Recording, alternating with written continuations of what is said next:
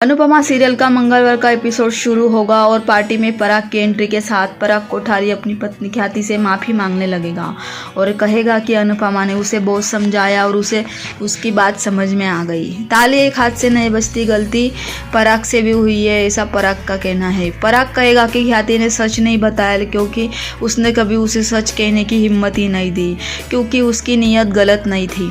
Grand level पर पराग और ख्याति की एनिवर्सरी सेलिब्रेट की जाएगी और इसी दौरान अनुपमा को वह पर्ची मिलेगी जो उसे राघव ने अपनी सच्चाई लिखकर दी थी। अनुपमा को यूं पता चलेगा राघव का सच, लेकिन क्यों?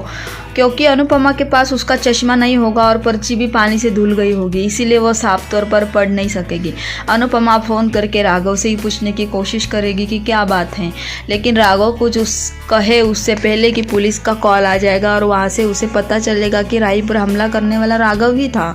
अनुपमा गुस्से से तमतमाई और अनु की रसोई पहुँचेगी और राघव के गाल पर जोरदार तमाचा मार देगी। राघव अपनी बात बताने की बहुत कोशिश करेगा, लेकिन कोई उसकी एक भी बात नहीं सुनेगा। पुलिस आने से पहले भाग जाएगा राघव। उल्टा अनुपमा पुलिस बुला देगी और राघव को लगेगा कि गिरफ्तारी के बाद उसका केस और बाकी सारी चीज़ें बिगड़ जाएगी, तो वह वहाँ से भाग जाने का फैसला करेगा। उधर कोठारी मेंशन में सबको पता चलेगा कि अनु ने जिस जेल से छोटे शख्स को अपने यहाँ रखा हुआ था वो और कोई नहीं राघव था, तो वसुंधरा कोठारी से लेकर पराग और अनिल तक के पांव तले जमीन खिसक जाएगी। सभी आपस में अलग अलग पहलुओं पर बात करने लगेंगे, लेकिन नतीजा कुछ नहीं निकलेगा क्योंकि राघव तो अनु की रसोई से भाग चुका होगा। अनुपमा को होगा इस बात का अफसोस।